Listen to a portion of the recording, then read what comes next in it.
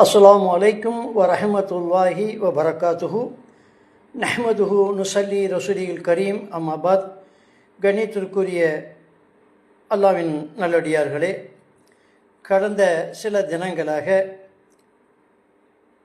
மார்க்க அறிஞர் அப்துல் பாசித் புகாரி அவர்களை பற்றி செய்திகள் வந்த வண்ணமும் அதை எதிர்த்து சிலரும் ஆதரித்து சிலரும் இப்படியாக பதிவு செய்யக்கூடிய சூழ்நிலையை பார்த்து கொண்டிருக்கிறோம். அவரை பொறுத்தவரையில் அவர் ஒரு சலபு கொள்கை சார்ந்தவர். நம் கொள்கைக்கு மாற்றமான முறையிலே சூனியத்தை நம்புபவர். இது ஒரு புறம். இவருக்கு ஏற்பட்ட குற்றச்சாட்டுக்களை வெளிப்படையாக சொல்லலாமா அப்படின்னா, ஒரு மனிதர் தனிப்பட்ட முறையிலே தவறு செய்யும் பொழுது அதை மறைக்க வேண்டும். உதாரணமாக, என் கடையில் ஒருவன் திருடிவிட்டார், நான் நீக்கிவிட்டேன். வேறொரு கடையில் வேலை பார்க்கும்போது அங்கு போய் அவர் இடையூறு செய்யக்கூடாது. நம்ம வீட்டில் அல்ல ஊரில் வெளியூர் சேர்ந்தவங்க இந்த பையன் நல்ல பையனா, என் மகளை கட்டிக்கூடன்னு சொல்லும்போது நம்ம உண்மையை தான் சொல்லணும், முடிய பொய் சொல்ல மாட்டோம். 1000 பொய்களை சொல்லி கல்யாணம் பண்ணுறது நம்ம கலாச்சாரத்தில் இல்லை. இந்த தவறுகள் வெளிப்படையாக சொன்னதனால் ஏற்படக்கூடிய தண்டனையால் தான் இன்று இஸ்லாமிய சட்டங்களை நம்ம பார்க்க முடிகிறது. புகாரில் 2648வது ஹதீஸாக உர்வா இப்னு ஜுபைர் ரஹ்மத்துல்லாஹி சொல்கிறாங்க, மக்கா வெற்றி கொண்ட போது மக்சுமி, அதை உயர்குலத்தை சேர்ந்த பெண்மணி ஃபாத்திமா பின் அஸ்வத், அவங்க திருட்டு குற்றம் பண்ணுறாங்க. ரசூலுல்லாஹ்ட்ட செய்யும் பொழுது அவங்க அதற்கு கையை துண்டிக்க உத்தரவிடுறாங்க. அதுபோன்று மாயிஸ் ரலியல்லாஹு நபித்தோழர், புகாரில் 6824 இடம்பெற்ற ஹதீஸை பார்க்கலாம். மாயிஸ் இப்னு மாலிக் அவர்கள் உபச்சாரம் செய்ததுனால கல்லெறி தண்டனை கொடுக்கப்பட்டது. இதெல்லாம் பப்ளிக்காக நடந்தப்பட்டு சாட்சிகளோடு சொல்லப்பட்டது. இந்த அப்துல் பாசித் புகாரியை பற்றி நம்மிடத்தில் யாராவது சொன்னாங்களா? நமக்கு இதுக்கு எந்த சம்மந்தம் இருக்கா? அதற்கென்று காவல்துறை ஒன்று இருக்குது. சம்பந்தப்பட்டவங்க அவங்கள்ட்ட எப்படி ஒப்பந்தம் செய்தார் இந்த பாசித் என்பது நமக்கு தெரியுமா? தெரியாது. காலமெல்லாம் அவர் கொடுத்த அந்த முதலுக்கு கொடுத்த லாபத்தை பெற்றுக்கொண்டு, இஸ்லாமியத்து நம்முடைய வியாபார சட்டம் என்ன? லாபத்திலும் நஷ்டத்திலும் பங்கு பெறணும். நம்ம ஸ்லீப்பிங் பார்ட்னர் இருக்கலாம், பணத்தை இன்வெஸ்ட்மெண்ட் பண்ணலாம். ஆனால் லாபத்தில் எப்படி நாம் பயனடைகிறோமோ அதே போன்று நஷ்டத்திலே. உதாரணமாக, இந்த கொரோனா பீரியட்லங்க பல பேருக்கு பல அடி. காரணம், தாக்கு பிடிக்க முடியல. நாங்களே பல லட்சங்கள் இழந்துட்டோம். அதுக்கப்புறம் வியாபாரத்தில் நொடி. அதுபோன்று எனக்கு தெரிந்த எத்தனை நபர்கள் பல கோடிகளை இழந்துட்டாங்க. பணத்தை திரும்ப கொடுக்க முடியாமல் சொத்துக்களெல்லாம் விற்று கொடுத்தாங்க. அதுபோன்று அப்துல் பாசித் நிலைமை என்ன எது நமக்கு தெரியாது.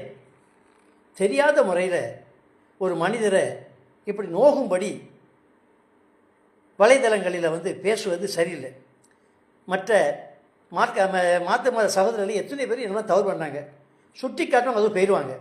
ஆனால் இது ஓரிரை எடுத்துக்கொள்ள சொன்னதுனால இந்த தரிகா கோஷி இவர் வழிமார்களையும் தரிக்கா பற்றி பேசினார். அதனால தான் அல்லாஹ் இந்த தண்டனை கொடுத்துட்டான் அப்படின்னு ஒரு சாரர். அதெல்லாம் தப்பு. கொள்கை அளவில் அவர் மாறுபட்டு இருக்கலாம். அதே நேரத்தில் 2 கையை தட்டி பார்த்தா தான் தெரியும் தவறு எங்கே இருக்கிறது என்பது. அதை விடுத்து விட்டு நாம் வாய் புளிச்சது மாங்காய் புளிச்சது மாதிரி பேசுவது மார்க்கத்திற்கு அது அழகல்ல. லாபம் வரும்போதெல்லாம் அனுபவித்து கொண்டு, சரி இப்போ இந்த மாதிரி சூழ்நிலை பிடிச்சிட்டாங்க வச்சுட்டாங்கன்னீங்கன்னா போலீஸ் என்ன பண்ணும்? இதுக்கு என்ன தண்டனை? மோசடி செய்தால்தான் தண்டனை. இவர் மோசடி செய்தாரா? மோசடி செய்யல. எந்த வகையிலாவது நான் திரும்ப கொடுப்பேன் அப்படிங்கிற உறுதிப்பாடில் இருக்கிறார்.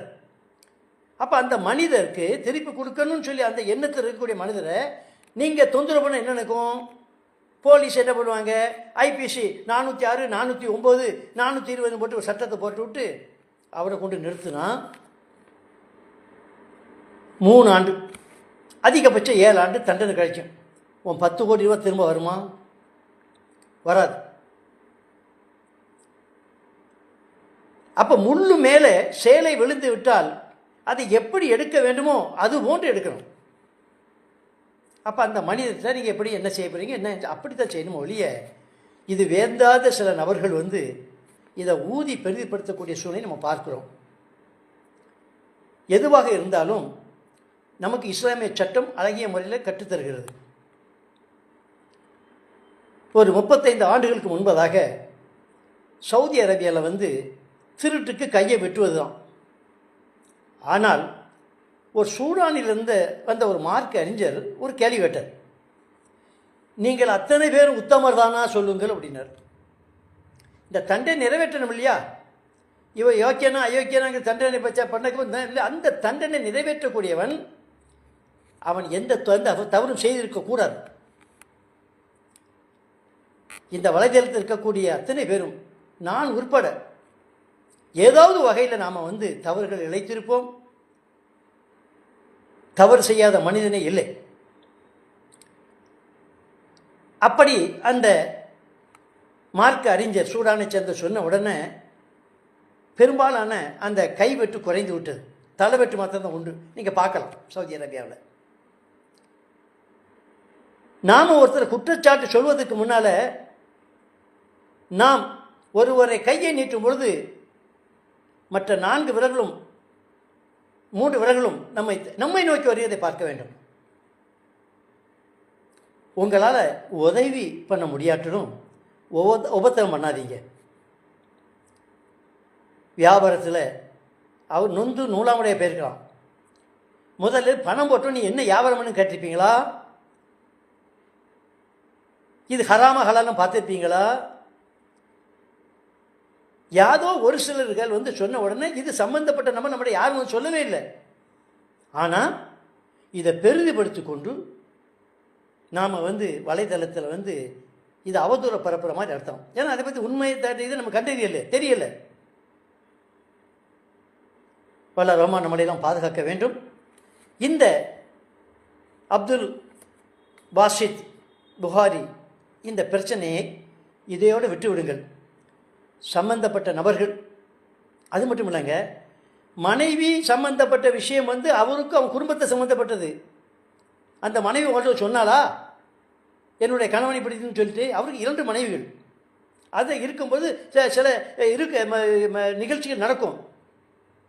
நபிகள் ஸல்லல்லாஹு அலைஹி வஸல்லம் அந்த நேரத்திலே சக்கலத்துக்குள்ளே இருக்கக்கூடிய பிரச்சனைகள் உருவானது நம்ம ஹதீஸ் வாயில பார்க்கிறோமே.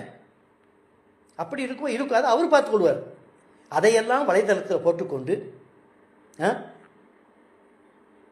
அதனால் தயவு செய்து இதோடு முற்றுப்புள்ளி வைத்து விடுங்கள். வல்ல ரப்புல் ஆலமீன் நம்மை நல்லோர் கூட்டத்தில் சேர்க்க வேண்டும் என்ற துஆவுடன் நிறைவு செய்கிறேன்.